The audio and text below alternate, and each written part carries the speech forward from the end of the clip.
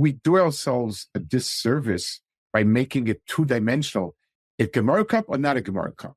That's absurd. Said, I'm wondering if I made the right choice. I made a choice not to send him there for whatever reasons, and there were many reasons not to. And I'm wondering if it was the right choice, because while I got him tutors and he's holding at a certain way, going to the same yeshivas that you send your students to, but he's feeling very bad about himself.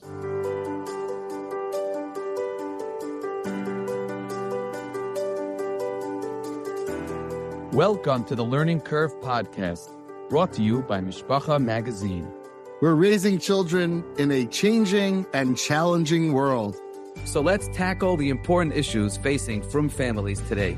I'm Rabbi Yaakov Garfield, Manal of Yeshiva Torah MS in Houston, and I love talking about chinuch. I'm Rabbi Ari Schonfeld, Manal Yeshiva Katana of Manhattan, director of Camp Eish. I also love talking chinuch and sometimes fishing. Join us as we answer your questions and discuss the topics that matter to parents the most.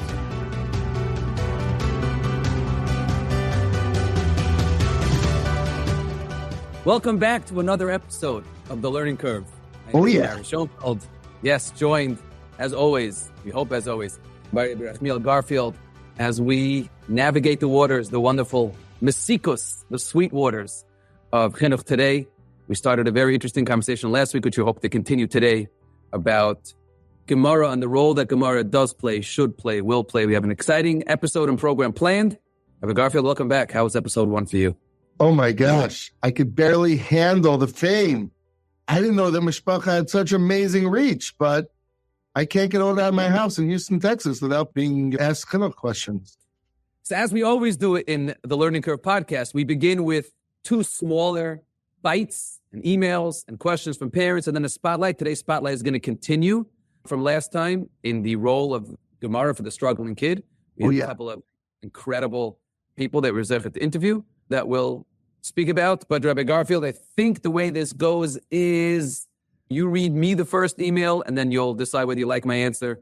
Hopefully you won't. It makes it for more fun. I'll read you the second, and then we'll move on to our topic of the day. Here we go. Question number 1 to you, Rabbi Schonfeld. Thank you for your podcast and continued atzlacha.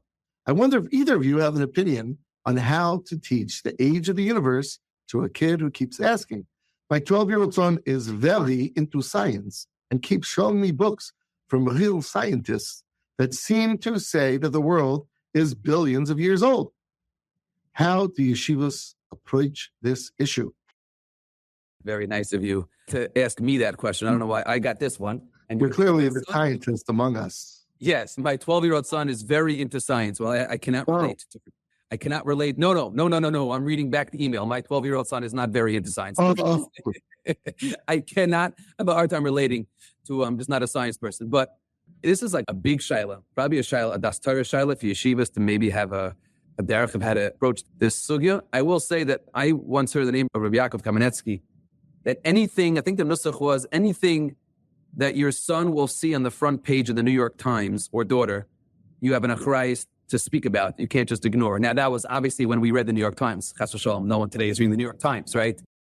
So I do think the notion of just ignoring the sugya and ignoring the topic and saying, all right, my kid won't be exposed to this. Forget this 12-year-old who was very into science. Even the kid that's not very into science is going to grow up in a world that the assumption by science is that the world is billions of years old.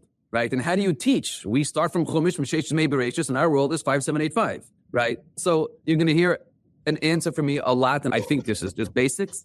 It depends on the age of the kid. For sure, for a young kid, it's 5785. And if an 8-year-old says, but Rebbe, so Baruch Hashem, we have the Torah, we don't have to worry about science. The Torah is the MS and weiter. I don't think you approach this from an academic and intellectual conversation with an 8-year-old, 9-year-old kid. I will share that we don't have time because this is not the spotlight email, but I will just share that as an 8th grade Rebbe, for 10 years, I learned this in class. I taught this in class. We had this sugya in class because we learned Parshas Bereshis Be'iyun.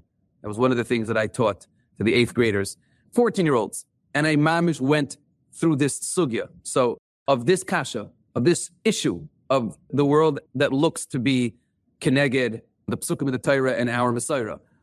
The synopsis and the quick answer is that it shouldn't scare you. And I don't think it has to scare you. There's a lot of approaches to match science with the Torah. And what I would tell a 13-year-old, 14-year-old, really curious kid who really cares, it's like, Rebbe, but I'm reading science and it seems carbon dating is, billions of years old. I would tell him, Yaakov, it's a fair question. And there's a lot of different answers that the Mefarshim give. And the Mefarshim asked this question. And Shimon Schwab is a mahalach that the time of 5785 starts from Adam Rishon. And there are midrashim that HaKadosh Baruch Hu destroyed many, many worlds, and therefore the world looks old. Then there's a mahalach that the Mabul dated the world. Then there's another mahalach that maybe carbon dating is wrong, right? Science has been wrong, but science has been wrong before. The most important yisoid to tell a kid is that we believe in Torah Sinai. If you believe in Torah Sinai, that everything we have is from HaKadosh Baruch Hu, and that's the emes, so it will work out. It will work out. The world looks 1 billion years old. There are many different terusim to this kasha of why the world looks 1 billion years old. The sun was created on day 4. So what was time before the sun? How was there a day before the sun? Brias haolam is such a deep conversation that it's really something that shouldn't bother you to show the boy that there's different approaches that shtim. And I think to a teenager that's curious, it shouldn't scare you to have this conversation. Is there a certain book that you use that we could give as a marmakum to parents who want to have a approach? So there's some book that Rabbi Meiselman talks about, I think the Mabul making a big difference. I got the name of his book, Rabbi Moshe Meiselman. Yeah, Torah Science. Something like that, right? That book was written really as a response to another book, which we're not going to discuss. That is. It's got to be booked. I'm just not holding in the hashkaf. Some scientist whose name I think is Schroeder. So he matches this very well, that he even works within evolution, that the world has no problem. Big Bang. Yes. So I think I shouldn't scare you. The sugya shouldn't scare you to give different approaches. Yeah, I think the issue is a child asking versus proactively teaching it, right? So I think that's where the rub is sometimes in the chinuch perspective, is that if a child's science interested and asking you and knowledgeable and has half information, for sure, at that point, we engage the child with this stuff. The question would be, like an 8th grade class in, let's say, Passaic, where the children might not be asking the questions. I know that there's a discussion about bringing in hashkafic questions. The kids that never had it. The kids that didn't have it, exactly. Because sometimes the questions are talking better than the answers. Let's be honest. Let's be fair. Yes. So I would have shared that in my olam in Passaic, my 8th grade, my first of 8th grade always, it was the type of culture that I thought these questions were 100% going to come up in their lives. So I wanted to teach it to them from the Torah perspective first. I'm not suggesting that we don't do this in Yeshiva Katana. And I'm not suggesting that you have to. I just think you should not be afraid of the question. I hope I addressed it enough to at least help a parent who has a kid with these questions. And you should not be afraid to have these conversations. Well said. And it sounds like you have real life experience with that, which is wonderful. So, yes, I have a sister-in-law who's a big scientist. She'll be very angry if I say those words, but she's the head of science in a girls' school. And she teaches this sugya. She goes through this sugya, from a Torah perspective. So there are sources out there. If that's, you could be inclined to say, no, science is wrong. And the Torah is against science. But for kids, it's science. I do think that there is definitely a hashkafa that Torah doesn't have to respond to science. Torah is Torah, science is science, and Torah doesn't have to respond to science. I mean, the problem with that is that Gemaras are full of incorporating science of their time into the halachic process. Right. So it's really you just started a conversation which we will not continue, and that is what happens when you have science that seems, the Chazal have science that is incongruent with today's science. Yeah, the lice or the chazanish. But we're going to move on to the next topic. Rabbi Garfield, you get the next question. Another, I think, delicate question that comes up, and a serious one, and that is the following. This person did not start off with wishing us hatzlacha, so I don't know. We'll read it anyways. My daughter came home from school quoting her Mora that all Goyim hate Yidden. But it's a halacha that eisav sonah Yaakov. As Menalim, what do you think the proper messaging to children should be on this topic? I have my strong opinion, but I'm afraid if I share it. Rabbi Garfield, what do you do with this sugya of this issue? Eisav sonah Yaakov, all Goyim hate us. So there's my Mora, my Rebbe says that, and you're a Manal, and maybe you have such a culture and such a rule in your yeshiva. So I do in mine. Yours. Yeah, this is a very important question. And I think it's very much dependent on the social place where it's going on, meaning in Skler, where all they interact with is Yidden and each other. So I think it's easier to take a stand that Goyim are more distant and more antagonistic and more other. But in a situation like ours in Houston, where half our staff are non-Jews, the hashkafa that they secretly want to kill you might not be the most effective or appropriate message to be giving to children. You're being PC. Don't PC this. I'm not being PC. I'm building it up. So what I'm saying is that in an environment where we interact with Goyim, live with Goyim, and depend on them, there are doctors, there are teachers, they come to our homes. I think taking a simplistic view that they all hate us is hashkafically inaccurate. There is an element of that, obviously, but it's not the entirety of the story. And we have to be careful when communicating with children that we don't oversimplify a message that could have very negative results. I think, again, in a place where it's not Nigeya, where they don't interact with Goyim, let's say in Eretz Yisrael or in a Hassidic Shalmaisid, so fine. In a right-wing place where there are no Goyim around and they don't deal with Goyim, it's not as dysfunctional. Might not be hashkafically valid, but it's not as dysfunctional. But when you go into a place where as soon as the teacher leaves, a guy walks in and is left alone with these kids, they say, well, they secretly hate you, want to kill you. Well, what are you supposed to do with that? I think we have to be much more nuanced. It reminds me of the idea that there's some Gemaras that help with this, but I don't want to get too far afield. But the idea is that, once we appreciate humanity and Tzelem Elokim and what Hasidim was haolam and all that, so once we appreciate all that, then there is an element of hate. But that's not the starting point of humanity. It's not like a guy starts from zero and all they go is down towards hate. Goyim are Tzelem Elokim. There's a lot of goodness that could exist. Certainly in the, we talk about the America being a place where Jews are welcomed in a way that we haven't historically. Right. So, there's a lot of balance that could be given to that sugya, and I think it has to be handled with great care. Non-PC. If that was too PC, I look forward to hearing your very non-PC answer, Rabbi Schonfeld. So here's my non-PC answer. So I just want to add 2 points. My first week teaching in YBH, my manal was by Barra Liner, and I wrote a Dvar Torah to the parents, and I used the word "guy" in the article, and he told me to change it. And he said, "You're starting out in chinuch." Was my first year teaching in YBH. Use the word umos haolam. Use the word non-Jew. And again, the word guy, I know guy means nations of the world, but there's a certain, negative vibe that you give off by using the word guy. Just so, in terms of me being now PC, I always, when I speak about non-Jews and umos haolam as opposed to guy. But my feeling on this sugya is something that I learned a long time ago about approaching chinuch and kids, and that is kids are black and white. They're not nuanced. Kids think in black and white until probably after teenage years. Which is interesting, by the way, why we shouldn't start teaching Gemara until later, where those nuances and ideological nuances really are important. You're foreshadowing the upcoming. Very good, very good.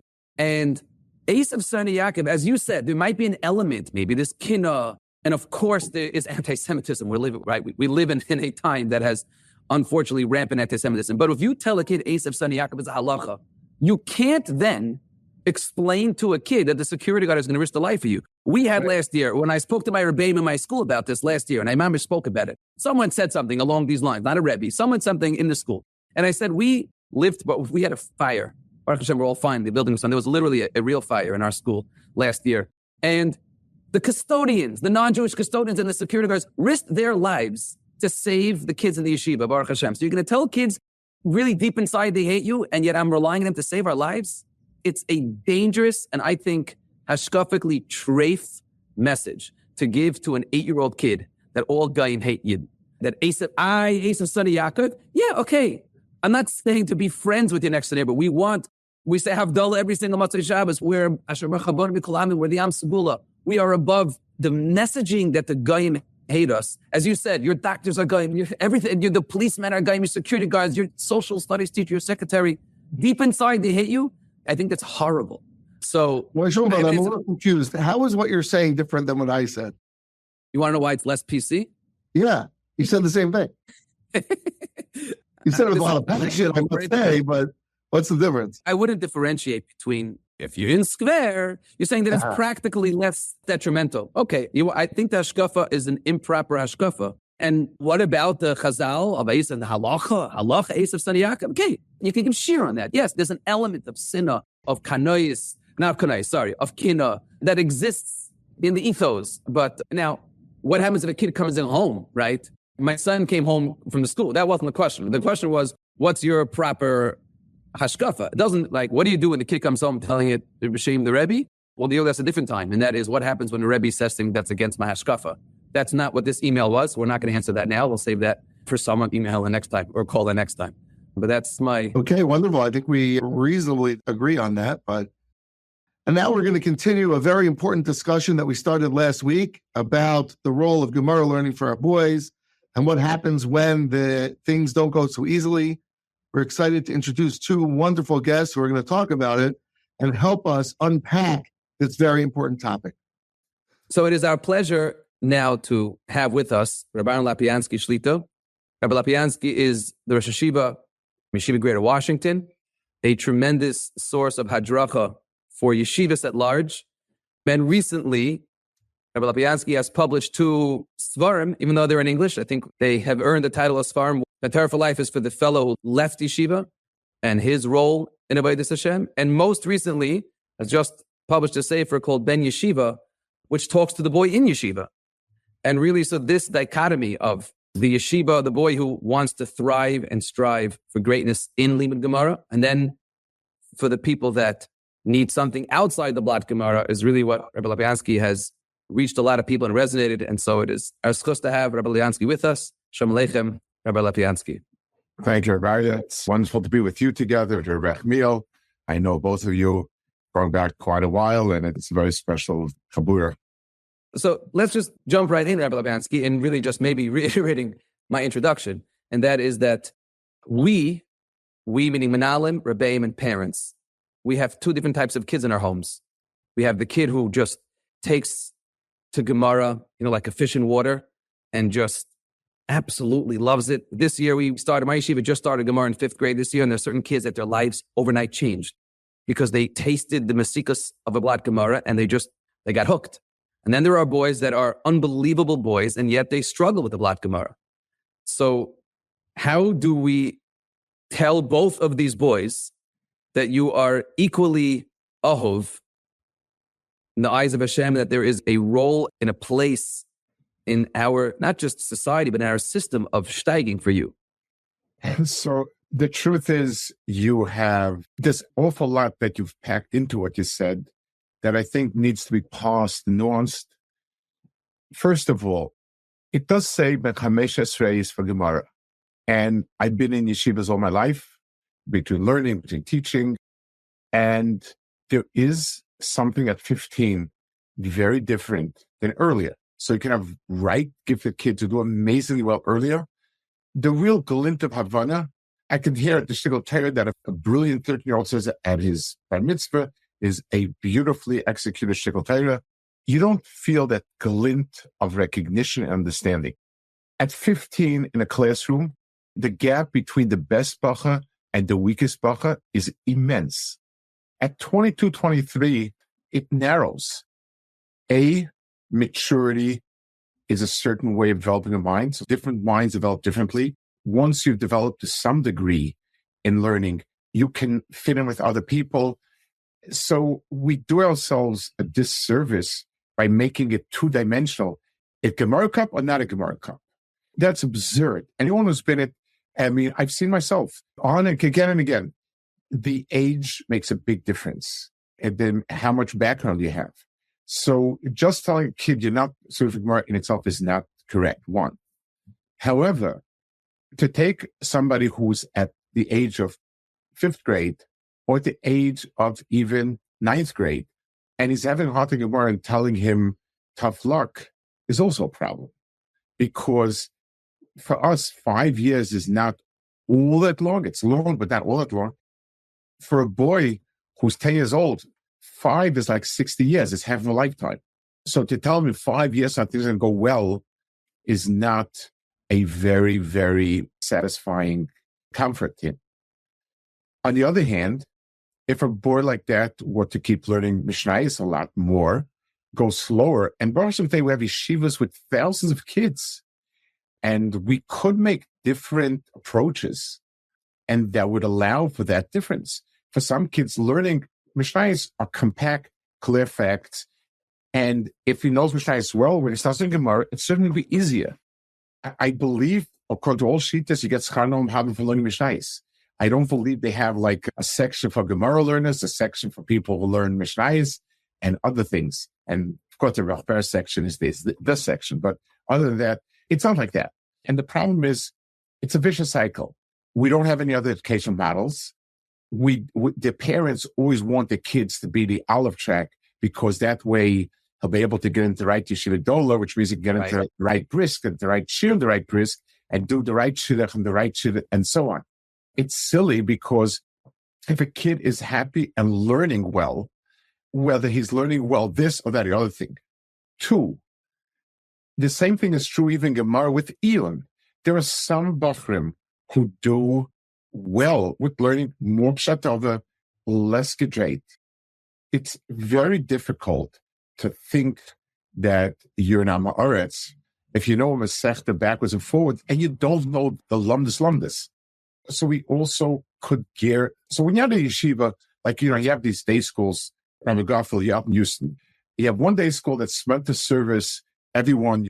The smaller schools, you can have 100 kids, you can have 200 kids. It's hard to have 6 tracks when you have 12 kids in the class. When you have a few thousand kids learning more. Someone told me, I was just speaking a week ago, I was at a Hassidic, literally a week ago, and a Yid, an elder Yid, today, he says Shurim in a lot of places, and told me that when he was a young bacher, he came to Rabbi Yaakov, he couldn't get into Moshe Shmuel's Lumdus. Rabbi Shmuel Shapiro was a very deep Lumdin. He didn't take to it. And I think he went to ask the Stipe what to do. Stipe said, go to Kol Chazish and learn. He asked my son what to do, or something like that. Learn. Came in, and he told Reb Chaim Kanievsky, Kanievsky was on Manet, he talked about 1960s, and the 60s was getting 70s. Chaim Kanievsky told him, Kan learn dem Poshet, Kach Gemara Sheval Yadi, V'Talmad. And that's what Chaim Kanievsky did. And a lot of times, people develop. So even if they would just know it, somebody was once told over Rav Shach, he was at Kloisenberg, at the Tisha Kloisenberg Rebbe, and he was Tamchal Muflok, but it was more Pulpul Derech. And it was kind of making fun a little bit of it, something like that. That he said, this. And Rashak came very sharp look and said, to do that, you have no shas at your fingertips. It's not what are you laughing? So I think that many more boys would do well in the learning track if we were able to have Chachma starting Gemara a year or 2 later for many kids would be a Hatzalah. Having a track where they learn more Kinyan Masechta style for the younger years would be a Hatzalah for still more kids. It's where everything is only, so it appeals to a certain type of bacha, and it's different types of minds. And I think that should be something that we really need to tackle from the top. We need to curate the tracks and convince parents that the best learning for your child is whatever he's going to thrive in. Whatever learning he'll do, he'll thrive in. There seems to be a sentiment, and I'd like the Shiva to address it, either confirm it or explain why it might not be the case, that we need to create structure for every kid to steig at the highest levels of scholarship. And if we set the standard high and have high expectations for everyone, sort of like a Nichnas Elef Yatza Echad type of thing, then there's a chance that we'll be producing greatness. But if we start to already at a young age limit the potential and say, okay, you'll be a Bekiyas Yid like Nebuch or Chaim Kanievsky, I'm joking. But if you become more of a Bekiyas Yid, so we're cutting off the potential of the great Lamdanim of the future, etc. And we need to, in Chanami, some might suffer, but Lamana Tzibur, we need to provide this opportunity. So if I can reflect your words back again, until 200 years ago, we had 0 Talmidei Chacham in Klal Yisrael. Only when Chaim Brisker was born, that's when he produced it. I mean, I don't say that. It's like, if we really meant L'Shem Shemayim, is that, how did Rabbi Yashiv learn? Again, this is somebody told me personally. He went to Rabbi Yashiv and told him he doesn't like the Yeshivas, that what he should do. I don't remember exact question, but so Rabbi Yashiv thought him, asked him, can you learn a shach on your own? A shach. He said, learning what the shach is iyur. And that's the way it was. I mean, go to the other side. One of my uncle, Meir Greineman, should be was the last living nephew, Jewish Chazanish. Like, the Chazanish, they have their edge against the yeshiva world, but he said, Vudas geld from a derech halimud that has no Torah b'seisiv, no shach, no mechaber shach. What kind of that you'll tell me is the derech hamasura? How do you say that? I mean, I didn't. I wasn't in a position to argue. You see. So I'm going to share something with the Rosh Hashiva you might not know, okay? Yeah. Every mainstream high school in America, Mesivta, that was opened by the Rosh Hashivas, these yeshivas weren't developed some guy in Houston. These are developed from the Rosh Hashivas of Rav Aaron, and however they were all developed, have a derech halimud in America. And this is an accepted in any strong yeshiva. It's lumdus from the day you walk in the place.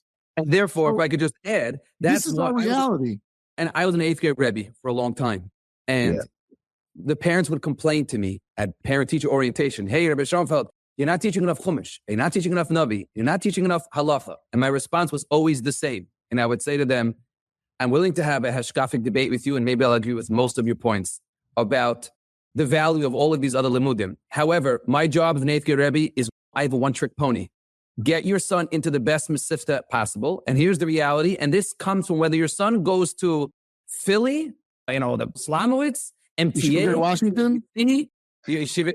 The faher for high school is 100% Gemara and 0% Navi Lacha Chumash. So, and Shach. And there's no Shachar and Mishpacha in it, right? There's no Mishnayos in it. So it's a very nice hashkafa to wish for. But are we doomed? In other words, I want my kids to get a good mesivta. So am I doomed? Rabbi Schonfeld, I'm saying even more. Those yeshivas were set up by our Rosh Hashivas. They're not accidents. So first of all, when you bring in a mashal from Lakewood, from Rav Aaron, there was no, so it was an eisav Hashem in the sense there was zero Talmidei Chacham come out of America, and producing the future Rosh Yeshiva, so leaders was his mission. But he sent his Talmidei out to teach Torah in different cities. So that there needed to be a yeshiva in the full sense of the word, with the capital Yud, what was called yeshiva in time regarding a mokum Torah of the highest darga, that needed to be music. But now there's a chiyuv to teach Torah to everybody, Klal Yisrael. And if what I'm teaching, the Talmud is not learning it, and it's just basically drawing away from it. So, I mean, I don't want to say about what it says about it. Am I not eisav? I won't tell you, but the day I want to tell you, to me, that the mus of a mechanech, of a ish emes, of a kaddish, was Reb Zedel Epstein. Reb Zedel Epstein was a Rebbe of mine in RJJ. I had him for 11th grade, 12th grade, and in camp. So he was a Talmud of Reb Shimon, learned in Grodna. He was one of the most emistic tzaddikim and wisest people I met. A huge chacham, and his shir was pshat, real pshat. Akasha the Mashal. With Reb Shimon? With Reb Shimon? Saying over Reb Shimon? Now, once each year he said over Reb Shimon. And that was, so we used to ask him, we were drinking kids, these were kids we had discovered. He used to smile and say, everybody say, next year if you stay, you'll be a Shvodov Shafchik, he's a Vels Lamdin, you'll hear a lot of Torah. I'm a pshati. What does Rashi say? What does Rashi mean? What's the problems come to answer? Why couldn't say it differently? What was Mashar? Mashar, Maram, Rashi, Taisis. That was it. He wouldn't get a job today, Reb Zedel. He wouldn't get a shtel today with that. As a mashkiach, he would get a shtel. So he retired. He went to Eretz Yisrael. He came to Tzad the age of 70 or so, and basically, he was a little more than 70. His idea was that I was going to sit and prepare himself for the Yom Adin. Reb Scheinberg was his neighbor, and Reb Scheinberg knew him from way back when, and there were close to ways about it. He became mashkiach in Torah until he was nifta at the age of about 100, whatever. So after he was nifta, they were writing up stuff about him, and I spoke to the person at Yisrael and Yeshiva. They were right. I marked on this point that he never said over Shimon is on the stick shot. So what are you talking about? He always said over Marach Shimon, always. And then I stopped. Yes, he took a look at the class. The class are American kids. They're 11th graders. If they're not going to know Pshat with the Pshat over Kashas and Terutzim, they are not going to, they will fail. They'll talk big, but they'll fail. My job is a Malamed. I'm a Malamed. So I'm teaching. He came to there. He was there doing a light, the question light. And so for them, Reb Shimon, this is what he's supposed to do. Somebody once said, Rabbi Falshman was from Reb Chaim's son, the one who was Shiva in the Mir, Nebnessen. So there was a big settler. This was in the middle of the Lamed Gimelam. Those years, from all the Yeshivas of Shach and everybody, that you have to learn much more quickly. A Shiva Gola should cover at least a block a week, and then this keys. That's it. I don't remember. Whatever it was a pattern. Obviously, it was widely disregarded. So Raphael told me, and we walked out of his medicine, we look at it, and I will look at it. He said, what's the difference between us and the Datilumi Machne? He said, they believe that Rosh Yeshivas understand a lot about Torah, but nothing about Milad Alma. We, as Bnei Torah, understand, Rosh Yeshivas understand all Milad Alma, but don't know anything about learning. Reb Nachum used to get up to Lamed Hey in one's mind. I learned about the common Baba Mitzvah, but it's not all day. I remember I asked Rabbi Moshe Grylak in Yevamos. I wanted to learn Yevamos the whole day. And he told me, the Shverat is like gehalten. Reb Nachum held this way, but Rabbi Moshe said not to. Right? So I think... If Reb Nachum didn't understand what to start, you're learning, and he fretted. He wanted to get up weiter. But so that was that. Reb Chaim Shmulevitz knew Kol HaTorah Kula, learned everything. My Shver was extremely pushed very hard. So at the end of the day, so someone come and say that this is, look at the Gra. Look at Chaim Shmulevitz. There's no, it's one thing when a person tells me, this is my Geschmack, this is what I like, fine, that's Liber Chafetz. But to tell me that if I teach a kid Kedarkai, and especially I'm talking about, I believe that if at the younger ages, he's able to understand it and enjoy it, his mind will mature, it'll develop as much as he can and do that. Is Rav Akiva doing anything more than just bemoaning the state of the Derech HaLimud in mainstream yeshivas? You know what? I'm not bemoaning the state of the Derech HaLimud. The very big people who are very chas doing that thing. But there should be other drachim, other mahalchim. A malamed, a yeshiva is learning with kids. They should decide what is it that will do. And I believe that the specific type of Ian that we've developed, believing that it's good for a kid of any age, is really fitting. It's like somebody saying the best size shoe is a 10.5 double width. And so for the guy that fits, it's amazing. For everyone else, it's either they're sloshing around or they're walking around with blisters. Understanding that this is not, it's not Torah, it's not the only Torah. I can tolerate many different types. But when you tell me this is the only derech and anything else is not Torah and it's not good for the kid, not bring out the best in the kid, you both obey him. You both have kids that will go through a system. Tell me, is this, I'm not talking about for the other kid, it's good enough. He could be a shust on Zerah Shemayim. I'm talking about learning.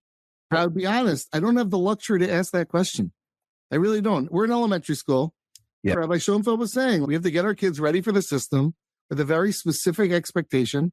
And if let's say I decided a kid, and let's take this conversation to the next shlav, which is, okay, but the system is what it is, right? Yeah. We're here and now parents. The reality is that if a kid is not mesugal for those type of things, it's shvach. Either they're going to go to yeshiva and be exposed to things that they shouldn't be, or they're just going to drop out because they're getting nothing from our system.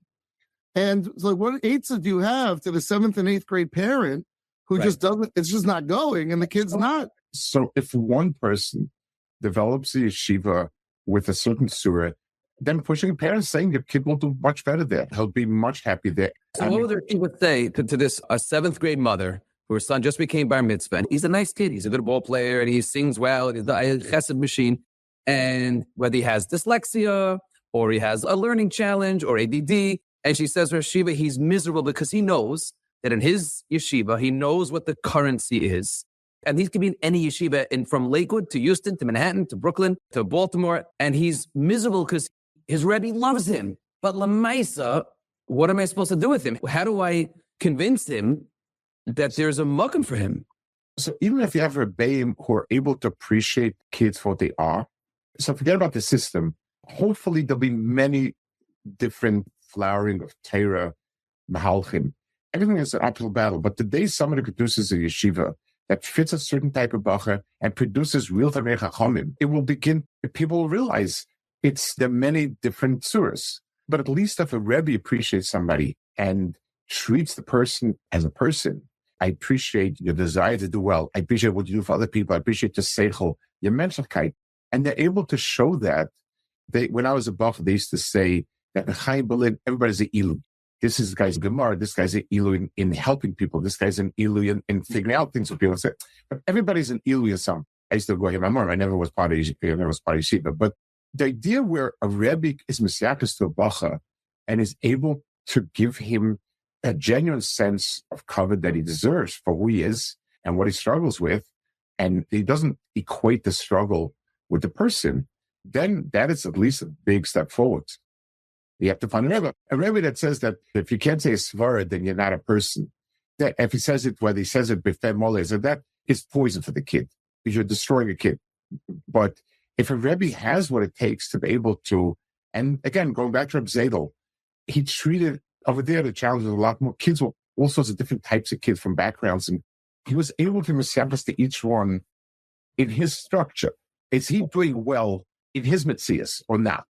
One of the things that we're dabbling with in our yeshiva, we haven't implemented yet, and this is my brainstorm or hope when I spoke to you about it, is that our report cards should expand grade-wise. In other words, right now, report cards there's the right side of the page for Gemara, Chumash, Halacha, hopefully, and the left side of the page is behavior, derech eretz, plays, and it's all just letters, the words O's. And parents, you make sure there's no minuses on the left side or NIs. The right side is really what you're looking at. And if we gave grades, aleph, to chesed, to recess, to coming on time, to tefillah, so that a boy who struggles in Gemara but still is able to see alephs, it shows a little bit of a shift in our... I don't know, I've been long out of passion, my grandchildren, but even writing us with a final, I think they do it, to write in about, so that at the end of the year, who you are, what you are as a person, and the areas that you're working on and things, just to show it's a complete source of them and what the person has done well. And when it's struggling, I think that might be helpful, of course. But also, I would say another thing, his complimenting a bacha was a sort of, what's the right word for it? It was a ratio of what he did or said or knew to what he could know and could say. A very bright Baruch who's sitting learning said this and that, good. Somebody who was hard for him, he would say, sehr good. I want to tell you something, even Rav Nachum, who was cold Torah, I used to talk to him a lot in learning. He was very approachable and he would listen incredibly. Talking to him learning was incredible. He was there, always available, always willing to listen, understood in a second what you wanted and reacted. His reaction many times was built on the person. If somebody that was an intermediate Balkishan, but working hard to try to understand, would say something, Reb Nachum's face would light up and say, oh, I see you tapping on the nekuda. You're trying to say this, and he would try to build up what the Bacha was saying. If a Bacha was a big Balkishan, said something off the top of his head, he would say, that's not where you learn it. Yeah, it's nothing. He had a sensitivity, how worked out it was. Did the person work through and work it out? He reacted as I got older and I understood more and more. His reaction had a lot to do. It heard it all. He could have heard the same story 1,000 times. And each time he would greet it with a new thing, and he would react. For a Bacha, that this was his final accomplishment, he would say, and I said, to go and get tapped the meaning. And someone else would say, like, his reaction had a lot to do with the Bacha, and that's the side to it. The Yeshiva think, Yeshiva just came out with a sefer, Ben Yeshiva, which is for that 10th and 11th grader. It's good that really to try to give she was very makbid and careful in the sefer to write, this is not chas v'sholom against the Rebbeim. Yeshiva does not want to get there, right. But it's really to give, almost to summarize in a coherent way what it is that you're trying to do in Yeshiva. Right. The first sefer, maybe the sequel to this, the Ben Torah for Life, does Yeshiva hear this point that people say, that sefer was directed, I don't know purposely, that sefer was really directed at that balabas who is the topic of this conversation. He went through yeshiva and he didn't feel his calling because he wasn't that metzuyanim learning. You know, the balabas that's still giving shiurim at night and is learning 3 hours a day, that guy is okay. But as the yeshiva heard that the success, the hatzlacha, the ben Torah, the life is gufa, is because, as we say, we're struggling to find a larger system to speak to our olam? So I think, yes, and it's very tricky. I'll try to be nuanced about it. And I wrote this point, I think I wrote in Ben Torah, in the first one. Every person has knim, sheresh, that's Ben Torah. Everyone who's a Ben Torah. In other words, my tkufa in yeshiva should be an extremely rich and intense spiritual experience. It should have zero to do with what's going to happen later, but I need to close my eyes and think back, sitting in the yeshiva when working out in Baba Kama was my entire world. That's a point of reference to myself. As a person gets older, so just like we begin to move on, simply first thing is we get married. That already is a step out of Beis Medrash. Ben Azai didn't get married, but Moshe Rabbeinu was Polish from his wife. 99.999%, nobody thinks that he's a failure because he got married. I hope not. So we're not Ben Azai, we're not Moshe Rabbeinu. Fine. We then have kids. We then have to interact with the world. We pay an electric bill. Money has to come from someplace. We cash a check. Dating myself that people had checks and they cashed them, but we're part of that world. Some people find it, many people, statistically, 89% of the people find it due to either financial or just emotional reasons. Their next step is to be oisek kinyan haolam. It's two drachim, Rabbi Shmuel and Shevachai, Harbe Asu, and therefore the point is the Roiv Tzibur is meant to find a place in some sort of, but it should always be seen as a branch of that sheirish, as opposed to putting one thing behind me and now move on to the second one.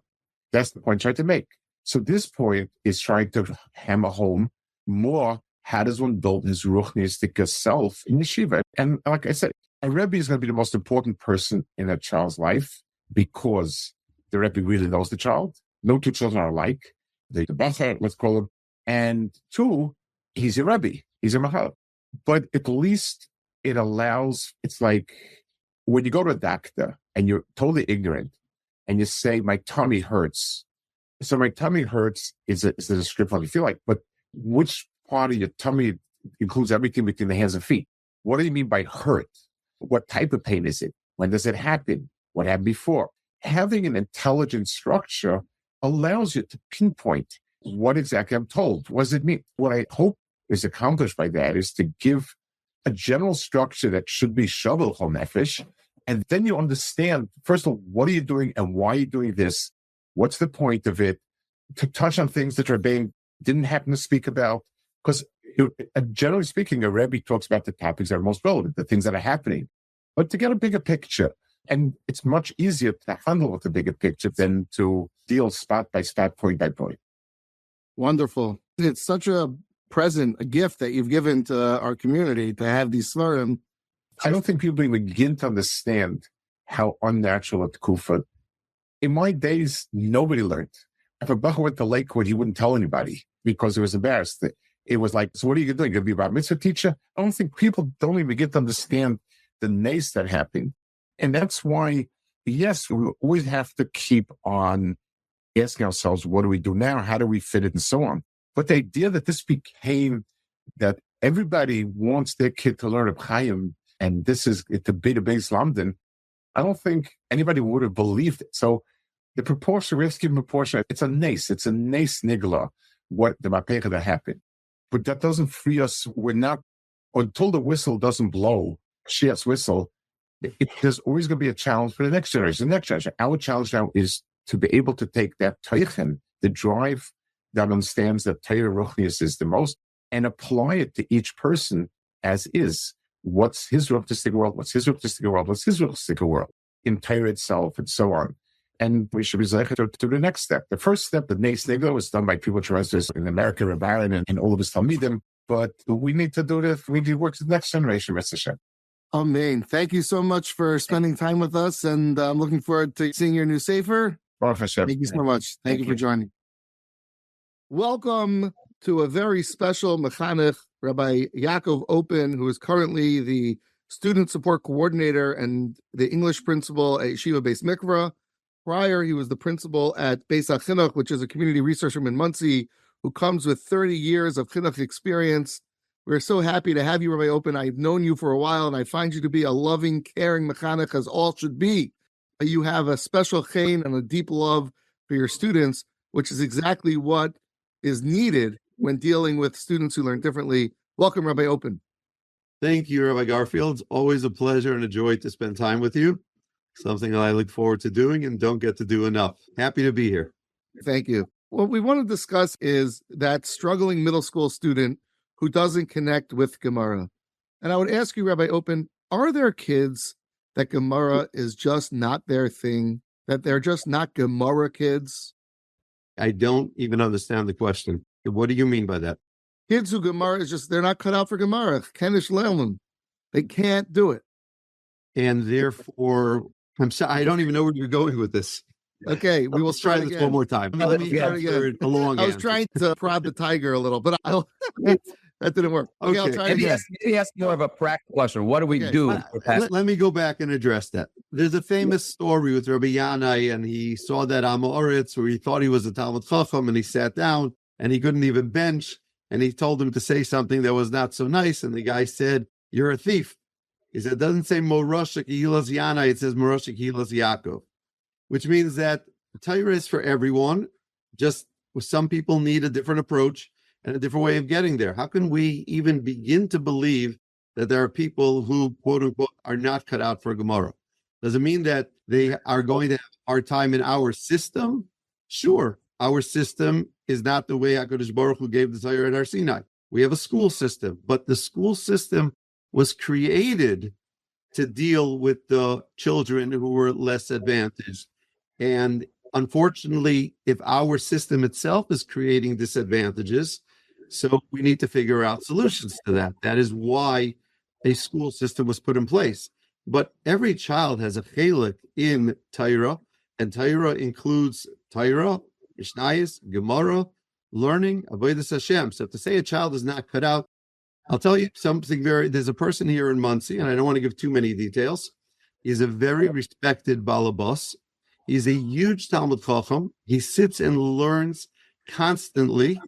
He still cannot read. He listens to audio shiurim. He's gone through Shas. He learns Be'iyun. He is respected. But he figured out how to make Gemara part of his life in a very big way. Make it through school? Probably not. As you said, that the chinuch system might not work in its natural form or its typical form for these type of boys. In your experience in Beis HaChinuch, now in Beis Mikra, so you have that boy who's in 6th grade, who as of today struggles. And we know the word struggles is a very big word. It could go in any directions.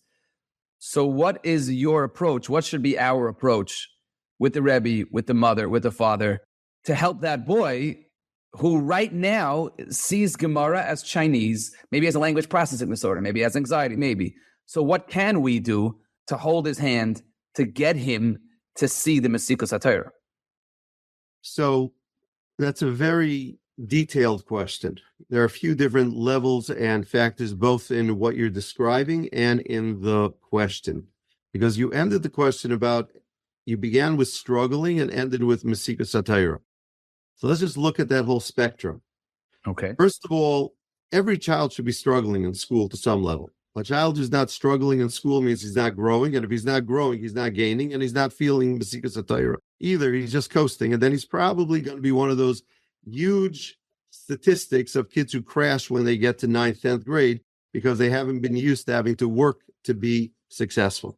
So struggle is not a bad thing. Struggles that defeat a child, struggles that are endless, is a bad thing. Mesikas HaTorah is a concept and a term that we would love children to get to.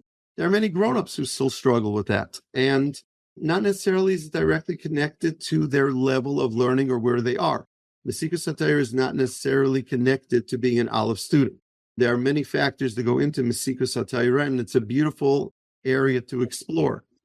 But in the world of struggling students, or in the world of students who can be doing more, who need extra help, or where parents are going to be concerned, schools are going to be concerned, you're jumping straight to the reddest of the red zone. The child who has, as the Rabbeim like to say, no shaykhs to the class.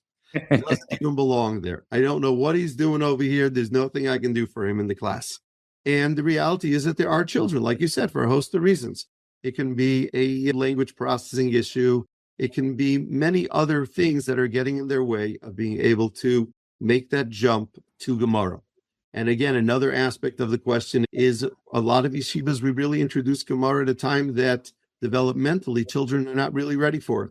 Gemara was not supposed to be introduced at such a young age. Most yeshivas, because of whatever societal, communal pressures, begin it at an age that is questionable whether that is the best choice from a purely learning, developmental look. I'm not saying it's the wrong thing. I'm sure there's nastaira. I'm sure there's reasons why the yeshivas do what they do and have the system that they have. But if you look at it from purely a cognitive developmental outlook, the cognitive demands of learning Gemara and the change that comes in the Gemara from Mishnayos and from Chumash and what they're up to is a huge jump that we don't always do enough to prepare them for. And we have many children that fall off on the wayside because they're not ready to make that leap yet. Just to push, Rabbi Michiel Per, the Shiva of Farakaway, told a friend of mine that if it was up to him, he would start Gemara in second grade. And he said that maybe not Abai and Rava, but he said that the data has shown that the best time to learn a new language is up until the age of 9. So he said, why don't we teach them Shas Milim? And I think there are Hasidic yeshivas that do this. In second grade, they should learn Shas Milim all the way till 5th. So when they get to 5th grade, they already know Tashmat and Rabbana and Ramin. It's just interesting. I hear that. It's interesting. And again, it goes into the question. I'm not any way going to argue with Rabbi Per. He is a person who is allowed to have that type of entitled to much more than I would argue. But the Gemara language is one piece of the puzzle. And it's true, it's an important piece. And it would be a good idea to introduce those things. But when we talk about the complexity of Gemara, we're talking about a lot more than just the words and the fact that it's a somewhat Aramaic language and the language piece. When we talk about language difficulties in Gemara, we're dealing with language comprehension and language pragmatics much more than just language as in a foreign language. Rabbi Oppen, Rabbi Per notwithstanding, when would you think the ideal educational timeline would be to introduce Gemara? I'm not even going there. Sorry. That's a ninth grade question. Yeah, no, okay, not for the record. I'm just curious. 7th grade? 8th grade? What do you... I'm not into wholesale change. I'm just saying that it poses problems that may not necessarily have to have been a problem if we were really believing in Chanech L'nar al Pi Darko, if we really followed a developmental process in introducing things. There used to be many yeshivas that started in 6th grade. I'll give you an example. Yeshiva Ketana of Manhattan. I'm smiling. I don't know if they still do that or not, but they had a very interesting 5th grade, and Rabbi Zellman is still there.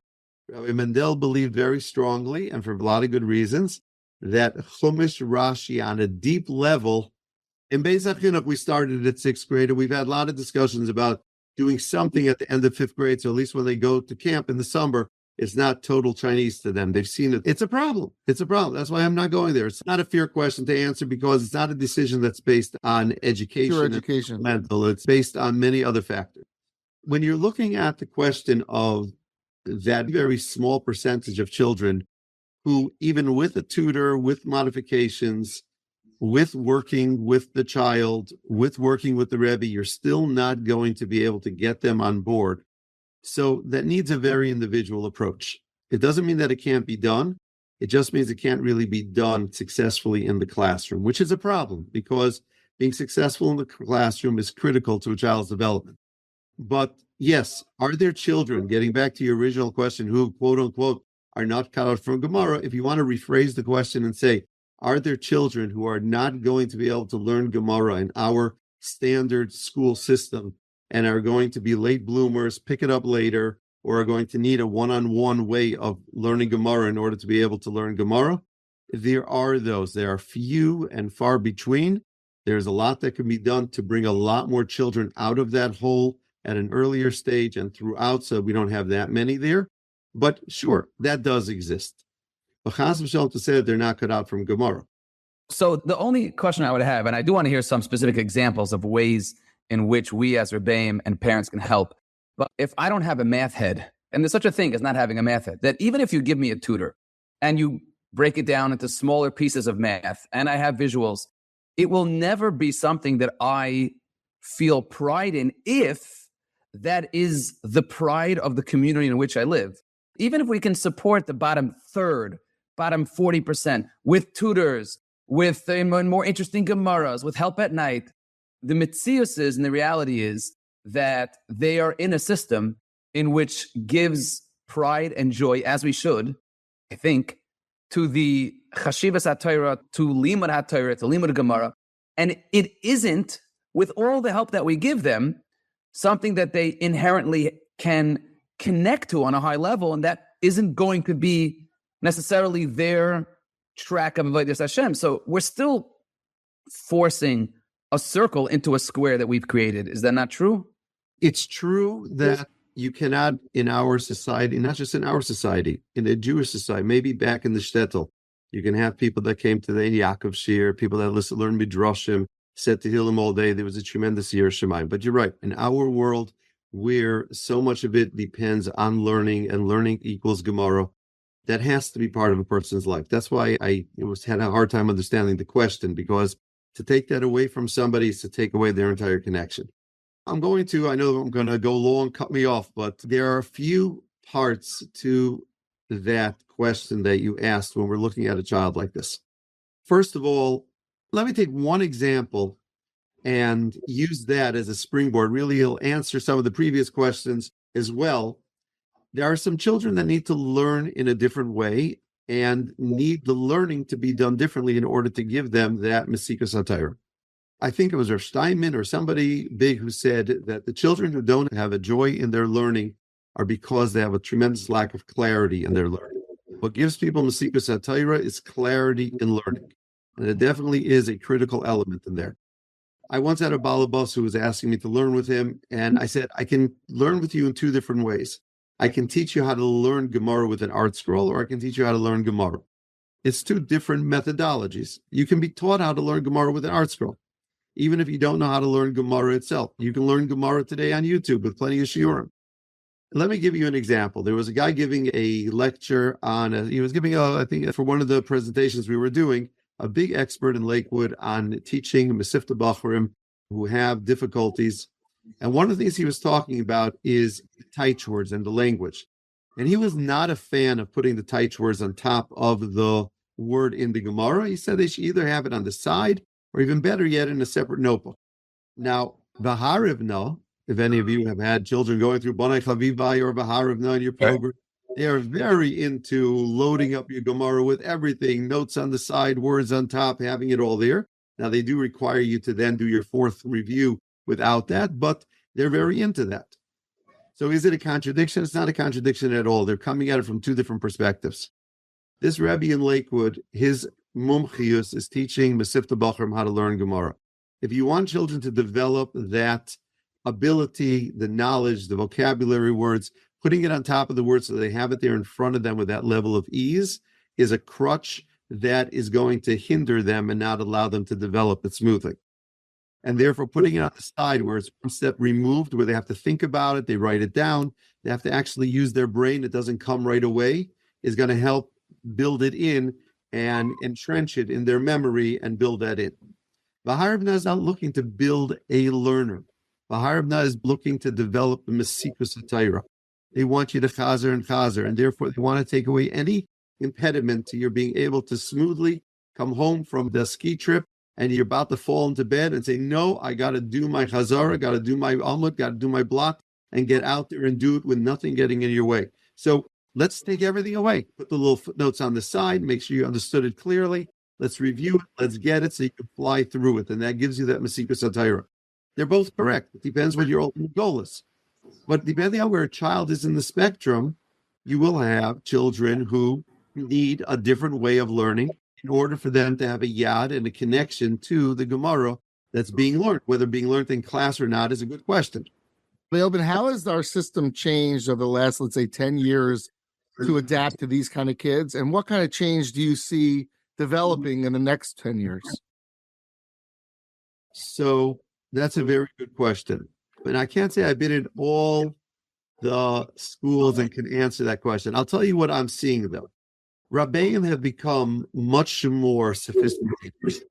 I think, in general, Rabbeim, besides being more open to hearing it, Rabbeim themselves come with bring a lot more to the table. They understand that they need to have a lot more going on in the classroom in order to bring in more students. So, yeah, I can give you a list of things that a Rebbe can do, whether it's using visuals, whether it's pacing, whether it's cueing them in, whether it's breaking it up into incremental steps, whether it's giving the steps name, how they use the words in the class, preloading the Gemara terms, maybe not in second grade like you mentioned beforehand, but definitely ahead of when you're about to hit that sugya, making sure that the context and the background is there. Rabbeim today, especially in your Gemara years, are much more skillful and knowledgeable, and I hate using this word professional in a certain way, but educated and open to hearing suggestions about making the class a class that's much more accessible to more of the Talmidim in the class. So I think that's a change that you've seen. At the same time, we're seeing children's needs grow. Their attention span is less. Their ability to sit and work through a problem is less. Everybody needs it to just be there because our brains are trained that everything is given to us. With the amount of visual information we have in this world, it's destroying that ability to sit down and actually envision things yourself, make the connections yourself. So I think we're going to have to go in two directions in the future. One is recognize that's the reality of our children, but two, not feed it, but try to push back a little bit and challenge them to do things where they have to finish the thinking on their own and pull things together on their own. But it has to be balanced. So where certain things used to be assumed in the past, I think teaching study skills is critical. Teaching kids how to learn with the Chabrus here. These are critical skills that need to become part of the landscape of a classroom going forward. Rabbi Oppen, do you have Talmidim that you can think back on that when you had them in Beis HaChinuch, maybe in Bismarck and other places, in 6th grade, 7th grade, the prospect of them being able to sit down and read a Gemara independently on their own, most people would be consider total blasphemy. And now, Baruch Hashem, you have a career for them to be 25, married, in Kailal, right? Is that something that a parent can strive for and realistically? Or is, of course, that Yitzhak and Aklaus, we all know all the stories, but that's an unfair goal to give a parent. I want to just move the timeline and then say it's an unfair thing to tell a parent. There are yeshivas in Eretz Yisrael and in America that are dealing with Bachrim who did not make it through the system. For whatever reason, they fell off the map. They went through their own journey. They never got their Kriya. They never got it. They didn't enjoy it. They had a Rebbe who said something not nice to them in 6th grade, and because of that, whatever the reason is, I don't really care. There are yeshivas that are doing a tremendous job of taking 16-year-old, 18-year-olds who can hardly read a piece of Gemara like a 5th grader, and 5 years later, they're sitting in the mirror, they're sitting in BMG, they're learning. Some of them are even becoming Ramim and Rabbeim for those type of Bachrim in those yeshivas and other yeshivas.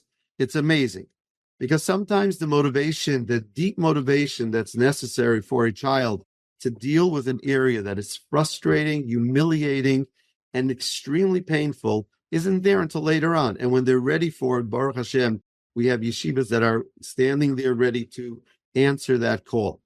And the fact that they can do it at that age just proves that there is no one who cannot do it at some level.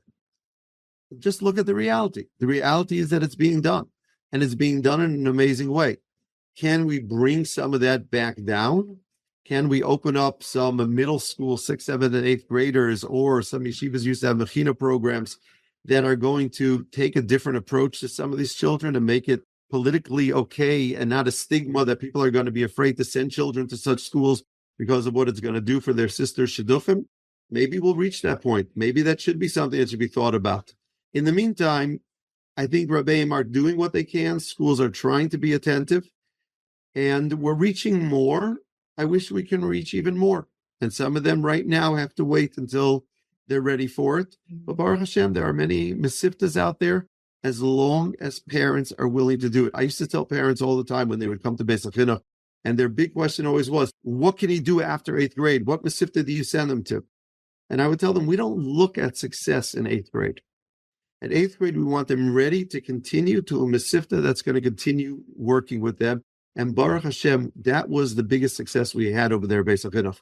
There was once a parent who came back years later. He wanted the minal to look at his child and see where he's holding in 8th grade and advise him into mesiftas. And after the minal sat down with the father and was talking to him, the father was a little bit distraught. Not distraught, but he was concerned. He said, what's on your mind? He said, I'm wondering if I made the right choice. I made a choice not to send him there for whatever reasons, and there were many reasons not to. And I'm wondering if it was the right choice because while I got him tutors and he's holding at a certain way, going to the same yeshivas that you send your students to, but he's feeling very bad about himself. He's not excited about learning. He doesn't enjoy Yiddishkeit. He's always been the bottom of the class, the guy who was the problem that needed to be solved. Whereas I'm walking into your 8th grade and your boys are on the same level perhaps, but they're going to yeshiva excited. They love learning. They love davening. They love Yiddishkeit. They have no issue. Yes, they still need more finishing and more polishing when it comes to the learning, but their inside is much more intact. And I think that is, for these children, that is a key element. You can't make it all about being a problem that needs to be solved because your kriya is not in place. And therefore, let's take you out of Gemara, take you out of class, take you out of this, and constantly try to fix the problem that's you, and not find ways to make the child shine in the learning in the classroom. I'm so happy that we have so many listeners so that your fame and appreciation will finally be seen for what it is. Rabbi Oppen, our final question for you is, if you were talking to a 6th grader who's struggling, a 7th grader who gets 40s and 50s on the tests, and he comes home and they try and it's just hard. This is not a kid who can't make it one day. Maybe he'll mature, maybe he'll fall into it, but right now he's struggling. So what words would you advise parents or you yourself to say to this parent and to this child as we end this podcast? What words would you say, words of encouragement or direction, directly to this situation? I can't answer that question the way you asked it. There's so many things wrong with that picture. It's not a situation that should be allowed to continue. Why should a child be getting 40s on tests on a steady basis? What's wrong with that picture? There's so much that can be done before you bring in big guns and do evaluations and all that sort of stuff. You don't have a child come to school knowing that he's going to have a year of getting 40s on tests. There's things that need to be done just to right that picture. However, I'll tell you a story to answer your question in the global way. I once took the 8th grade to Baltimore, and we went there for a long weekend. We went to Washington, D.C. That was an 8th grade trip. And when we were in the yeshiva there, we had a breakfast, and then we had a meeting with the mashgiach, Rabbi Weisberg. And at the end of his shmooze, he spoke very nicely. One of the boys, very gutsy, said, he was talking about chashivas of learning and Torah. He said, the bottom line is that I still hate it. I don't get any joy from it at all. It's hard, it's tedious, and I don't get any of this stuff you're talking about. He did not give him just a pat answer. Oh, you have to, and you learn, and the Orachayim, and the world will be mishtageh on it. He spoke to him so beautifully and to the whole class about how beloved it is to HaKadosh Baruch Hu when a person pushes himself to learn and to do things even when he's not getting that huge geschmack. How easy it is for people who have that geschmack to do mitzvahs and learn, and how beloved it is to HaKadosh Baruch Hu that you push yourself and you try and you keep on trying. And it was a tremendous chizuk, and it was a tremendous, refreshingly honest answer to that child. So what would I tell this child? First of all, I would try to find where his strengths are and try to figure out what we can do to make his life in school much more tenable. Second of all, I would talk to him about how different people have different strengths and how different people excel in different areas and how different people bloom at different times and how people have what to give and what to share and what to be, and their value is not relative to a test score on a Gemara in 7th grade, and how very often the children that are successful in the younger grades are not the ones that are most successful in life later on, and how there are many currencies that don't play a role in the younger grades that later on in life make a huge difference in people's lives. Friendship, naisei ba'ol, responsibility, being a mensch, davening, caring. When we get older, being a good basketball player and even being the best in learning play very little in our decision of who we want to carpool with, who we want to be neighbors with, who we want our children to be friends with, who we want to do shidduchim with. There are a lot of currencies that are very devalued in a middle schooler's life that become extremely important later on. And every child needs to understand that, especially a child who is lacking in the currencies that are so important in middle school. Is it an easy conversation? Do they always get it? No. That's why I'm saying it's not fair to a child that we can't find areas in which they shine now and make them feel that coming to school is a place where they can be part of the learning environment. But on a deeper level, that's what I would talk to them about and try to explain to them. Rabbi Oppen, thank you for supplying us with some Mesikas HaTorah. And we appreciate you joining, and Hatzlacha Rabbah and your continued Havatzas HaTorah. Thank you, and Hatzlacha. May you both continue in success in your wonderful institutions and all the people that you impact. So this is a wonderful conversation. And as we always say, we appreciate our listeners being in touch with us and reacting and sharing thoughts and insights. You could call us in our call-in number and leave a message, 443-686-9339. Again, the call-in number to leave a voice message that we could listen to and perhaps even play on our show is 443-686-9339, or send us an email to thelearningcurve@mishpacha.com. That's thelearningcurve@mishpacha.com. And we look forward to getting some of your messages and discussing them live here on the show. Thank you for joining us on the Learning Curve podcast. Find more on this and other topics at mishpacha.com.